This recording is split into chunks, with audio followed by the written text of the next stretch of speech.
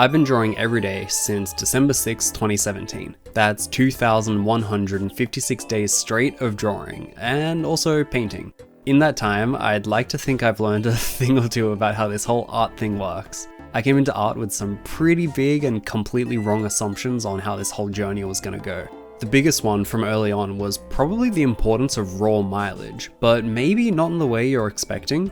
When I first got into art, I would always hear the advice, oh, it's just mileage, you just gotta draw more, go get your 10,000 hours in. So I thought, oh, okay, I just need to draw a lot and I'll naturally get good in time.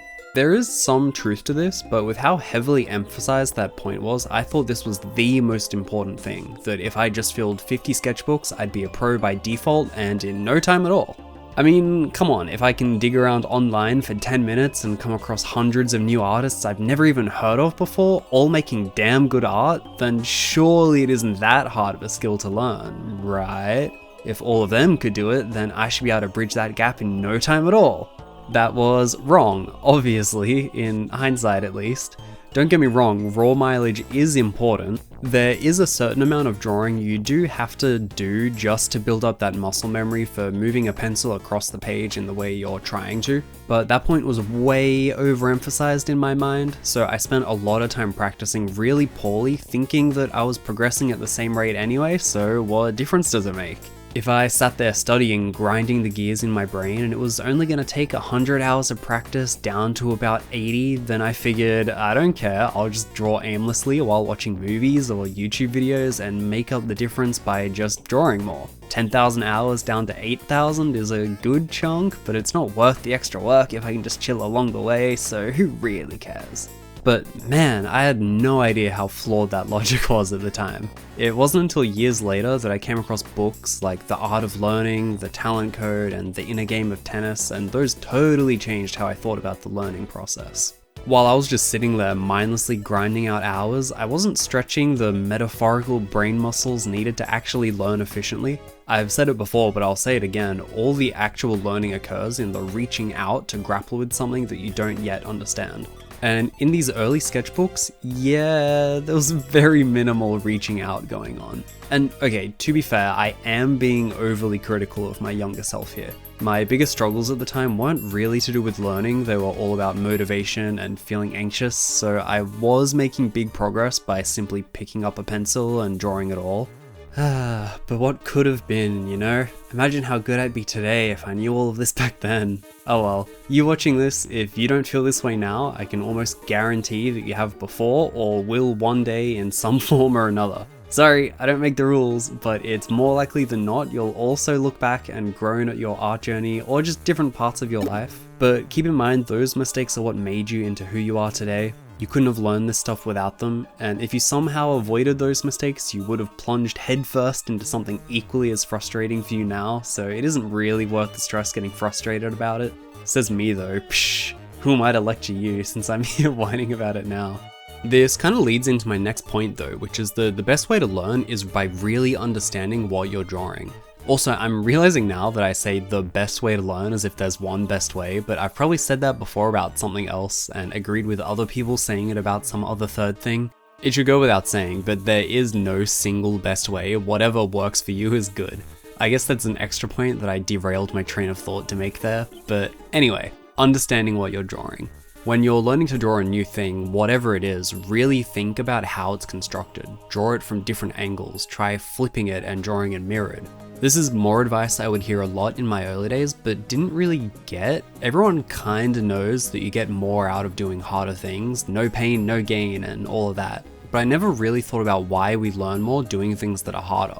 If you're looking at a picture of, let's say, an eye, and it's from an artist you really like, you love their work so much that you copy all of their sketches whenever they post something new. If you're copying that eye, but not thinking much about it, you're gonna get really good at drawing that exact eye. And if you copy that artist's eyes in a bunch of different angles, you'll get really good at drawing all of those replica eyes as well. They've been built into your muscle memory. But your skill is going to cap right there because you haven't thought that much about how an eye actually looks in 3 dimensions. When you understand how something is constructed, as you get better at drawing, you'll be able to refer back to that core understanding to draw the thing in new ways, from different angles or in a completely different style. But if you only know how to draw it from the front or side view, it's probably because you learned that shape as a symbol of the object rather than actually understanding the shape of an eye itself.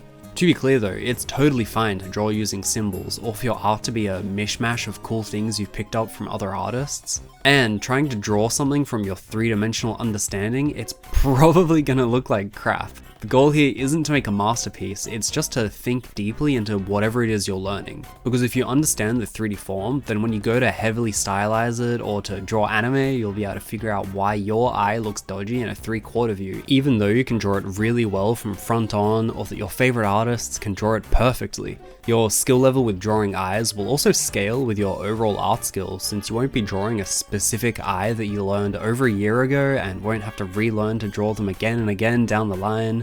Understanding isn't the key to making good art, but it is a key to accelerating your growth. I used to spend a lot of time looking back on drawings I did a couple weeks or months ago, trying to see if I'd progressed at all since then. If I made a drawing I really liked, which was pretty rare, then I'd feel like, yeah, I've leveled up, I couldn't have done this before, so it marks my progress. But then on other days, I'd look back on old art and feel like I hadn't progressed much at all. Now, part of the problem here was just the time frame. You shouldn't be measuring growth over the course of a single sketchbook or over the course of months. But another thing going on was that at any point in your art journey, your best and worst drawings probably aren't that far off from your average. If you have a day where you feel like, yeah, I'm the greatest artist alive because everything I made today was great, or the opposite, why am I drawing so bad today? Everything I made a week ago was so much better. You've got to realize you're really stuck inside your own head here. To an outsider, and this includes your future self, your best and worst drawings probably don't look all that different because what you're capable of making is all about what you've built into your intuition. Your intuition isn't really worse one day and better the next, it just is what it is. What's happening here is you're judging or praising your art really heavily because of your emotions that day, not a sudden change in skill level. Now obviously sometimes our drawings do just look bad, and sometimes we do have a stretch of time where our hand just isn't cooperating and everything's way more difficult than it usually is. That does happen, trust me, I know. But when we're in one of those ruts, we're always going to feel way worse about it than what the reality of the situation actually is. That reality being that your 10 out of 10 drawings to an outsider look every bit as good as your 4 out of 10 drawings do. As you progress with art, the skill ceiling rises, sure, but that skill floor also crawls further upwards too, and that on any random day you're somewhere in between the two, and that the two probably aren't as far apart as you think they are. Speaking entirely from my own experience here, obviously. Another thing I've learned more recently is just how valuable it is to have projects you're excited to work on. Doing that Wahoo map painting series has been great because it's given me something bigger I can slowly add to over time. Painting the whole Wahoo map is a huge mega project, but I chose to do that because I really wanted to learn how to paint environments, and what better way to learn than to jump right into the deep end of doing it. Especially with a project like that, where you're churning through paintings so quickly, the things you're learning compound way faster because any mistakes you made from the last one, you can try correcting right away when you start the new one. Before this, the only other painting project I'd ever really worked on was for that video I did earlier this year, designing my dream game. That was another really fun one, and it's really cool being able to compare those two now, seeing the step up in painting skills since then. It's small, but definitely noticeable, so that counts for something. Projects don't have to be anywhere near this big in scale though. If they're too big, they can kinda get overwhelming, and it also feels really nice to actually finish one. So it can be better to pick something smaller to work on so you can actually get to the end of it, feel that accomplishment, and then cross it off. Something that I personally love to do is to pick a thing that I want to improve at and build a project around it that's designed to help me learn really fast.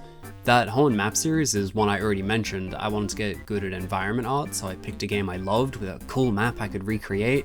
It's also got the bonus of it being a Pokemon game, which, if you haven't noticed, is a pretty big series, so it's easy to share with people and get them excited about the project as well, which then makes me want to go back to working on it sooner.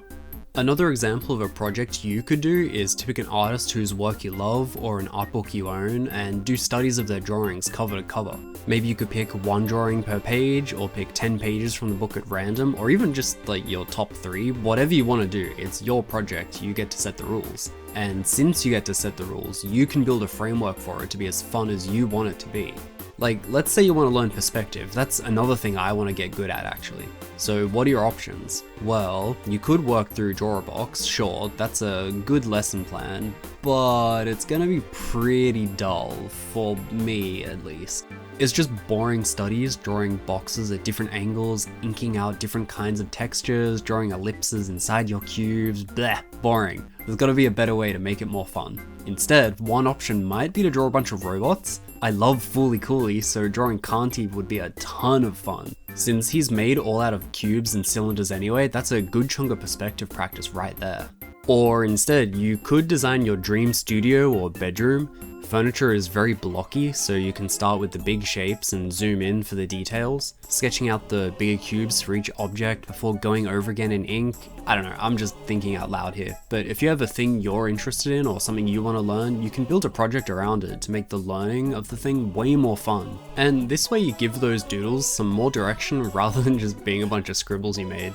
I could keep going, but any longer and it's probably just going to turn into a boring ramble. If I've learned anything at all over these 2,156 days of learning, it's that learning is hard and takes time, especially time. More time than you think it does. We're always looking at other people wondering how they got so far ahead, and the simple answer is they've put a huge amount of time into all of this. They've drawn a lot, sure, but they've also thought about all this sort of stuff too. Everything I've been talking about is stuff I've personally struggled with more than I can put into words, and that I'm still working on now. This isn't my past, it's my present, and probably my future for a good while longer than I might like it to be. So yeah, welcome to the life of an artist, I guess.